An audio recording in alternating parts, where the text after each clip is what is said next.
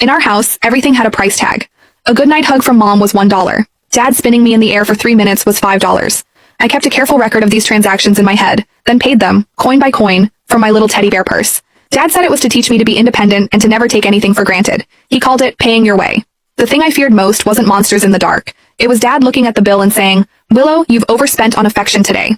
I tried so hard to save up, to buy more and more love, until the day a strange man offered me a piece of candy in a shiny wrapper. I habitually asked him how much it cost. He said it was free. All I had to do was walk with him for a little while. My teacher, Mrs. Davis, gave me a shiny star sticker. It glittered on the back of my hand like a real star. All the other kids held up their stickers for their moms to see, but I didn't. I carefully peeled it off and hid it in my pocket. My little hand clutched my pocket all the way home, my mind racing with calculations. Dad had taught me that its value needed to be assessed, then used to offset my educational expenses. How much was it worth? $1? $2?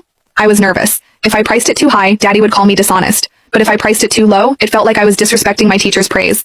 When I got home, Mom was mopping the floor. I ran to her and fumbled inside my faded little teddy bear purse, finally pulling out a single coin.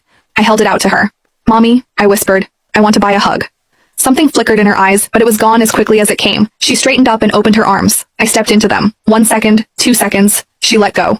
She took the coin from my hand and dropped it into a glass jar on the kitchen windowsill. A thin layer of coins already covered the bottom. My father, Arthur, was sitting on the sofa. He glanced up, then tapped something into his phone. "What did you accomplish at school today?" he asked, his eyes still glued to the screen. My heart pounded as I pulled the star sticker from my pocket and handed it to him. He took it without a word of praise, snapped a picture with his phone, and uploaded it with a note. "Return on educational investment, ROEI. Non-monetary asset X1. Estimated value, $2, to be deducted from educational expenses." I breathed a sigh of relief. My estimate was close. Just then, the doorbell rang. Mom answered it. My Aunt Claire and my cousin Leo were standing on the porch. "Alara!" my aunt cried, sweeping me up from the floor and planting a huge kiss on my cheek. "Oh, my sweet girl, I've missed you so much." I froze.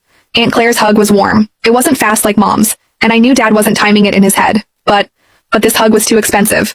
I squirmed out of her arms and hid behind my mother, clutching her dress. "Mommy, Auntie's hug. How much do I have to pay? I don't have enough money. Can I owe you?" The smile vanished from my aunt's face. She stared at me, then at my parents, her expression one of pure disbelief. My cousin Leo, a year older than me, didn't understand the sudden shift in mood. He ran over and pushed his transformer into my hands. "Here, Willow, you can play with this." I recoiled as if I'd been burned, clutching my teddy bear purse to my chest. "I can't just take things from you." "Arthur, Alara, look at what you've done!" Aunt Claire finally exploded, her finger trembling as she pointed at my parents. "Are you insane? You're turning a child into a monster. This is a home, not a corporation." My father adjusted his glasses. "You don't understand, Claire," he said calmly. "This is a progressive parenting philosophy. We're cultivating her independence, teaching her the value of things. It will give her a competitive edge later in life." "Independence? A competitive edge?" My aunt laughed, a harsh, bitter sound. "She's 4 years old." Click the link in my bio to get the full story for free.